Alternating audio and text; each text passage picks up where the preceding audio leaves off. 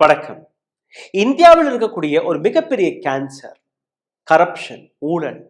அதை வேருடன் பிடுங்கி வீசுவதற்காக ஒட்டுமொத்த மக்கள் ரோட்டில் இறங்கினார்கள். இந்தியா அகேன்ஸ்ட் கரப்ஷன் என்கிற பெயர்ல 2011ஆம் ஆண்டு அண்ணா ஹசாரேவுடைய முகத்தை நீங்க மறந்திருக்க மாட்டீர்கள். அரவிந்த் கெஜ்ரிவாலுடைய ஆம் ஆத்மி கட்சி அதே போராட்டத்திலிருந்து தான் வெளிவந்தது. இந்த நாட்டிலிருந்து கரப்ஷனை நாங்க வேருடன் பிடுங்கி வீசி விடுவோம் என்று சின்ன குழந்தையிலிருந்து முதியோர் வரை ரோட்டில் இறங்கி போராடினார்கள். அதற்கான விடயம் 2013ஆம் ஆண்டு லோக்பால் பில், லோக்பால் ஆக்டாக மாறியது. நரேந்திர மோடி பதவியேற்பதற்கு முன்பே இந்த ஆக்ட் வந்துவிட்டது. ஆனால் நரேந்திர மோடி வந்ததற்கு பின்பு ந காவுங்கா ந கானே தூங்கா என்கிற ஒரு டயலாக எடுத்து விட்டார். நானும் திருட மாட்டேன், யாரையுமே திருட விட மாட்டேன். இந்த திருட்டை கண்டுபிடிப்பதற்காக, ஆய்வு செய்வதற்காக தான் இந்த லோக்பால் ஆக்டை கொண்டு வந்தார்கள். லோக்பால் ஆக்டிற்கு இந்தியாவில் இருக்கக்கூடிய அனைத்து சட்டங்களையும் தாண்டி ஒரு மிகப்பெரிய பவர் கொடுக்கப்பட்டது. யாரை வேணாலும் நீங்க விசாரிக்கலாம். ஊழல் செய்த யாராக இருந்தாலும், எம்பியாக இருக்கட்டும், எம்எல்ஏவாக இருக்கட்டும், மினிஸ்டராக இருக்கட்டும், ஆளும் கட்சியில் இருக்கக்கூடிய அதிகாரிகளாக இருக்கட்டும், இன்னும் சொல்ல போனால் பிரைம் மினிஸ்டராகவே இருக்கட்டும், நரேந்திர மோடியாகவே இருக்கட்டும், அவரையும் நீங்க விசாரிக்கலாம். அந்த அளவில் இந்த பவர்ஃபுல்லான ஆக்ட். நல்ல ஆக்ட் தானே, ஏன் இதை பற்றி பேசுகிறீர்கள்? இவர்கள் என்ன சாதித்தார்கள்? இது போன்ற ஏராளமான கேள்விகள் உங்களுடைய மனதிலும் வந்திருக்கலாம். ஆனால் இவர்களுடைய ஒரு புதிய சாதனையை இன்னைக்கு நான் விளக்கப் போகிறேன். கடந்த 2013ஆம் ஆண்டிலிருந்து இன்னைக்கு வரை கிட்டத்தட்ட 11 ஆண்டுகளாக இவர்கள் கண்டுபிடித்த 7 வழக்குகள். அந்த 7 வழக்குகளில் இவர்களுக்கு கிடைக்கக்கூடிய ரிவார்ட் 7 BMW கார்களாம். ஒரு காருடைய விலை 70 லட்சம் ரூபாய். லாங் பேஸ் ஸ்போர்ட்ஸ் கார் இவர்களுக்கு வேணுமா? யார் இந்த நபர்கள்? ரிட்டையர்டு ஆபீசர்கள். இந்த நாட்டில் ஊழலை அளிக்கக்கூடிய ஒரு அமைப்பின் தலைவர்கள், அதிகாரிகள், அவர்களுக்கு BMW கார் 5 கோடி ரூபாய் இந்தியாவுடைய மக்களின் வரிப்பணத்திலிருந்து இவர்களுக்கு கொடுக்க வேண்டுமா? சரி, ஏதோ பெரிய சாதனை படைத்திருப்பார்கள், கொடுக்கலாமே, என்ன தவறு? கோடிக்கணக்கான ரூபாய் கொள்ளையடித்த நபர்களை பிடித்திருப்பார்கள், கொடுக்கலாமே, தவறு கிடையாது. ஆனால் இவர்கள் செய்த சாதனையை இதற்கு மேல் பாருங்கள். இந்த செய்தி வெளிவந்ததற்கு அப்புறம் எதற்காக இவர்களுக்கு 70 லட்சம் ரூபாய் கொடுத்து 7 BMW கார் என்று நான் பார்க்கும்போது, இதே லோக்பாலுடைய வெப்சைட்டை போய் அலசி பார்த்தேன். லோக்பால் பில்லை பற்றி பார்க்கும்போது 2013ஆம் ஆண்டு லோக்பால் பில் கொண்டு வரப்பட்டது. ரொம்ப நல்ல விஷயம்.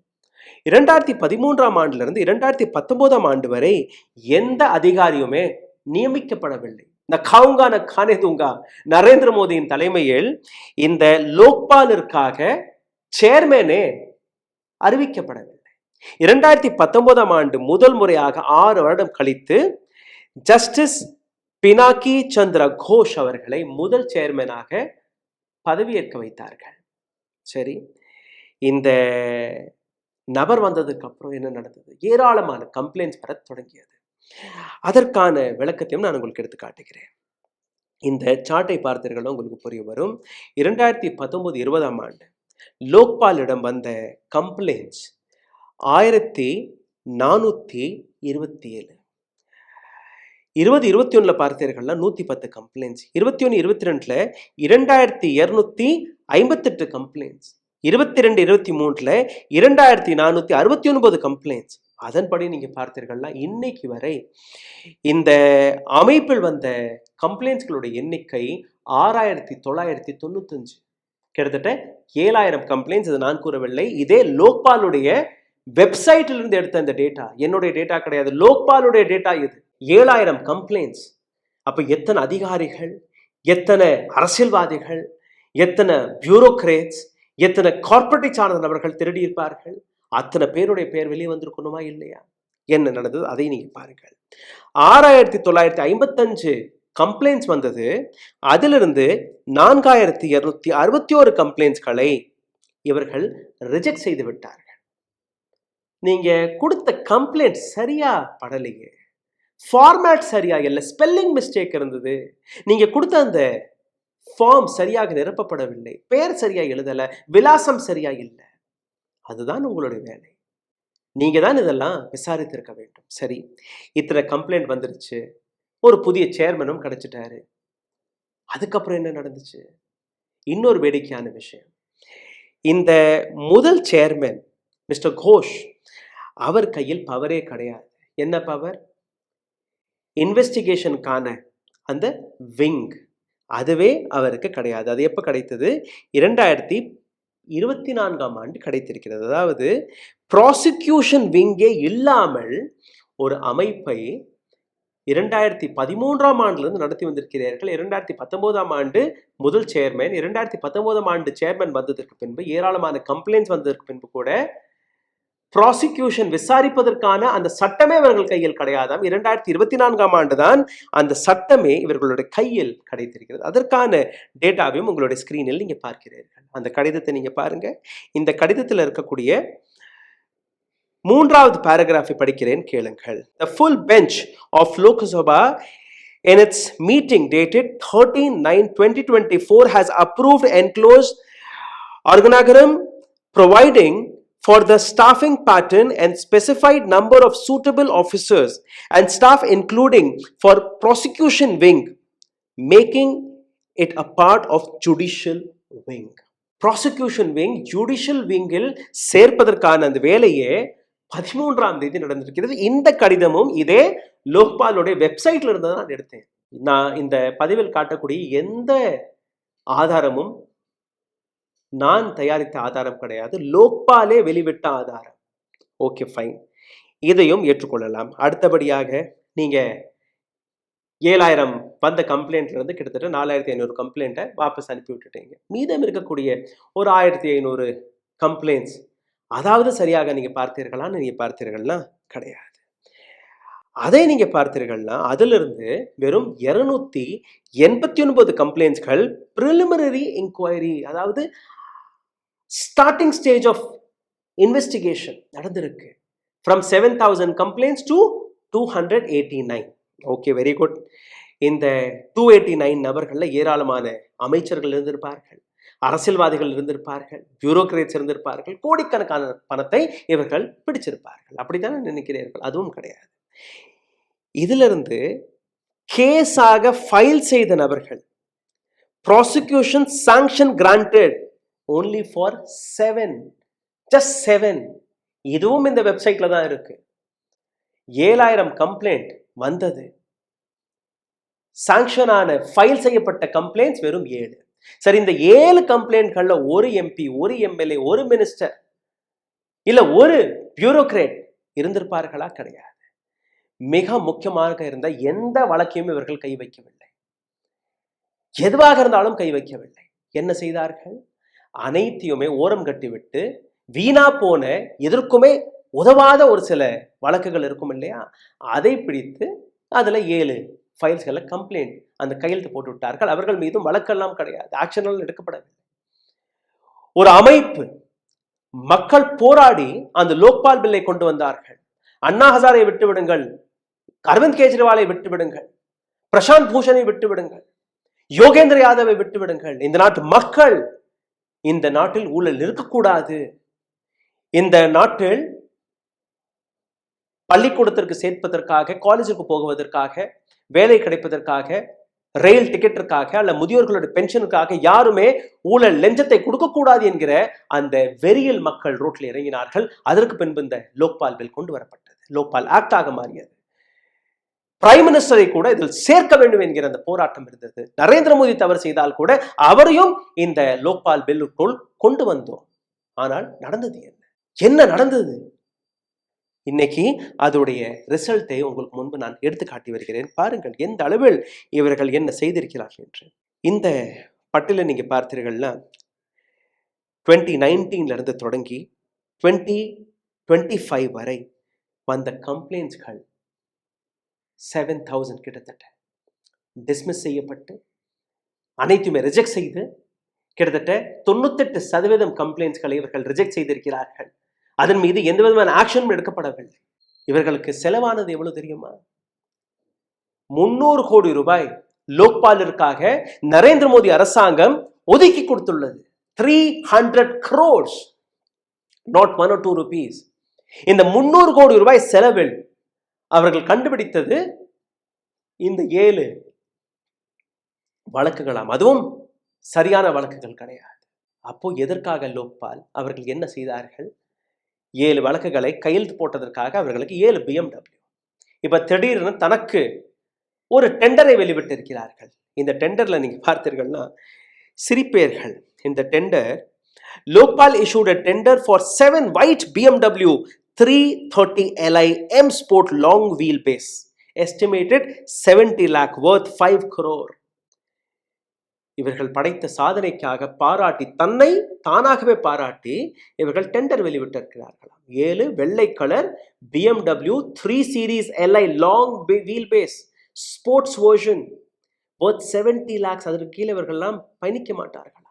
இந்த இனோவா போன்ற காரு, மற்ற சாதாரண காரெல்லாம் இவர்களுக்கு பிடிக்காது. லோக்பால்களுக்கு கிடைக்கக்கூடிய அந்த 70 லட்சம் ரூபாய் BMW 330 Li, இதில் என்னதான் கிடைக்கிறது? அந்த வண்டியும் கொஞ்சம் பார்த்து விடுங்கள்.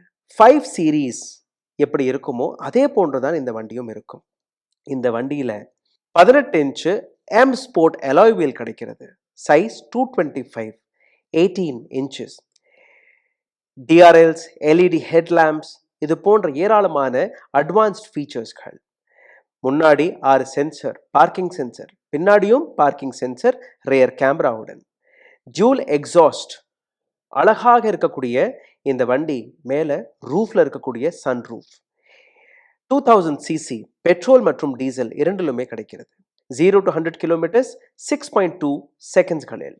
Transmission 8 speed automatic transmission. ஒரு முறை ஃபுல் டேங்க் செய்து விட்டீர்கள்னா 900 கிலோமீட்டர்ஸ் வரை நீங்க செல்லலாம், எங்கேயுமே நிறுத்த வேண்டாம். ஈகோ ப்ரோ, ஸ்போர்ட்ஸ் மற்றும் கம்ஃபர்ட் போன்ற டிரைவ் மோட்ஸ் இருக்கிறது.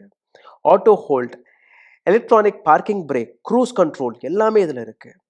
பூட்டை பாருங்க, ஒரு பட்டனை தட்டுனா தானாகவே பூட் ஓப்பன் ஆகும், பட்டனை தட்டுனீங்கன்னா தானாகவே பூட் கீழே வரும். லாங் வீல் பேஸ், இதற்கான அர்த்தமும் இருக்கு.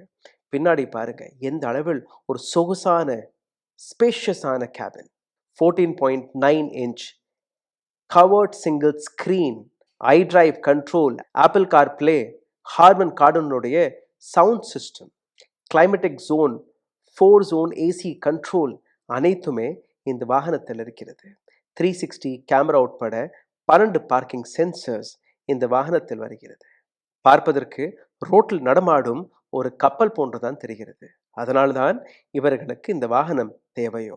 ஏன்னா இவர்கள் செய்த தொண்டு அப்படி, இந்த நாட்டுக்கு இவர்கள் செய்த சேவை எப்படி. அவர்களுடைய முகத்தையும் எடுத்து காட்டுகிறேன் பாருங்கள். இந்த நபர்களுடைய தலைவர், the leader of this anti-corruption board, Lokpal head, Shri justice Ajay Manikaran. இவரை பற்றி நான் விளக்கப் போகிறேன். நீங்க பார்த்தீர்கள், உங்களுக்கு புரிய வரும் எப்படி இவருக்கு இந்த பதவி கிடைத்தது என்று. இரண்டாவதாக எல் நாராயணசாமி, இவரும் முன்னாள் நீதிபதி. ஸ்ரீ ஜஸ்டிஸ் சஞ்சய் யாதவ், இவருடைய பின்பலத்தை எல்லாம் பார்த்தீர்கள்னா உங்களுக்கு புரிய வரும் என்ன இவர் செய்து எப்படி இந்த இடத்திற்கு வந்தார் என்று. ஸ்ரீ சுஷீல் சந்திரா, முன்னாள் election commissioner. Justice Rituraj Awasthi, chairman of law commission. Shri Pankaj Kumar, Chief Secretary of Gujarat. Ajay Tekre, former Secretary of Department of Land Resource, Government of India. Land Resource, Adani, அந்த கனெக்ஷன் எல்லாம் இங்கே வருது. இப்போ இந்த நபர்களை பற்றி ஒவ்வொன்றாக எடுத்து காட்டுகிறேன், அதையும் நீங்க பாருங்கள். இந்த கூட்டத்திற்கு தலைவர், இந்த தலைவரை பற்றி நீங்க பார்த்துருங்க. எல்லாமே லோக்பால். அந்த பேரை சர்ச் பண்ணி நீங்க கிராக்ல, சாட் ஜிபிடியில், கூகுளில் சர்ச் செய்து பார்த்தீர்கள், அவருடைய வண்டவாளம், தண்டவாளம் எல்லாமே வெளிவர ஆரம்பிச்சிருக்கு. ஜஸ்டிஸ் அஜய் மணிகர் ராவ் கன்வில்கர், இவரை பற்றி படித்து பார்க்கும்போது 2016 ஆண்டிலிருந்து 2022 ஆண்டு சுப்ரீம் கோர்ட்டுடைய பார் பெஞ்சோடைய சேர்மனாக இருந்திருக்கிறார். இந்த நபர் ஸ்பெஷல் இன்வெஸ்டிகேஷன் டீம் அதற்கான ஹெட்டாக இருந்திருக்கிறார். அந்த ஸ்பெஷல் இன்வெஸ்டிகேஷன் டீம் நரேந்திர மோடிக்கு 2002 ஆண்டு குஜராத் ரைட்ல இருந்து கிளீன் சிட்டை கொடுத்திருக்கிறது. கிளீன் சிட் கொடுத்த நபருக்கு இப்போ லோக்பால் பதவி. எப்படி நீங்க BMW எல்லாம் கேட்காம இருப்பீங்க? சிந்தித்து பாருங்க. இங்க மட்டுமல்ல, இந்த நபர் தான் prevention of money laundering act, PMLA act, ED அங்கங்க போய் ரெய்ட் போட்டு அரவிந்த் கெஜ்ரிவால் மற்ற தலைவர்களை கைது செய்து வைக்கிறார் இல்லையா, அதே PMLA ஆக்ட், அதை கொண்டு வந்த நபர் இந்த நபர். இதே போன்று ஆதாரை வைத்து அரசாங்கத்திற்கு சாதகமாக ஏராளமான தீர்ப்புகளை வழங்கிய நபர் இதே மிஸ்டர் அஜய் மணிகர் ராவ் கால்வேர்கர். அதற்காக இவருடைய தலைமை பதவி லோக்பால் ஹெட் சேர்மன். இரண்டாவது நபர் justice Sanjay Yadav, former chief justice of Allahabad high court between 2021 to 2023. இவருடைய சாதனை என்ன, அதையும் நீங்க பாருங்க. Active member of RSS and BJP. Active member of RSS and BJP. Chandrachud chief justice of இந்தியாவாக இருந்த அதே சந்திரசூர் அவர்கள் இந்த நபருக்கு லோக்பால் பதவி கிடைத்த உடனேயே எதிர்ப்பை தெரிவித்தார். எப்படி இந்த நபருக்கு நீங்க இந்த பதவி கொடுக்கலாம்? ஒரு நபர் ஒரு அரசியல் கட்சியில் மிக நெருக்கமாக இருக்கக்கூடிய நபர், RSS உடைய கைக்குலியாக இருக்கிறார். எப்படி இந்த நபருக்கு லோக்பால் நியாயமாக நடந்து கொள்வாரா? அந்த நியூஸ் பேப்பர் ஆர்டிக்கல் எல்லாம் உங்களுக்கு முன்பு நான் எடுத்து வைக்கிறேன் பாருங்கள். இது மட்டுமல்ல, அடுத்தபடியாக justice Rituraj Awasthi, former chief justice of Himachal Pradesh high court between 2019 and 21. இந்த நபருடைய சாதனை என்ன? ஹிஜாப் பேன் உங்களுக்கு ஞாபகத்தில் இருக்கும். இஸ்லாமிய பெண்கள் போடக்கூடிய இந்த ஹிஜாப் முக்கியமாக கர்நாடகாவில் ஒரு மிகப்பெரிய கலவரத்தை தூண்டிய அதே ஹிஜாப், அதை சரி என்று எடுத்துக்காட்டிய நீதிபதி இந்த நீதிபதி. முக்கியமாக பள்ளிக்கூடங்களில், கல்லூரிகளில், கவர்மெண்ட் ஆபீசஸ்களில் நீங்க ஹிஜாப் அணிந்து போகக்கூடாது. ஹஜாப் இல்லாமல் தான் நீங்க போக வேண்டும். இந்த தீர்ப்பை கொடுத்த நபர் தான் மிஸ்டர் ரித்துராஜ் அவஸ்தி. அவருக்கும் லோக்பால் என்கிற இந்த பதவி, ஒரு BMW கிடைக்க போகிறது. Sushil Chandra, member of judicial commission, அதாவது இந்த லோக்பாலுடைய ஒரு member, former chief election commissioner between 2021 and 2022, 1980 batch IRS officer, chief election கமிஷனராக இருந்து கொண்டு என்ன செய்தார்?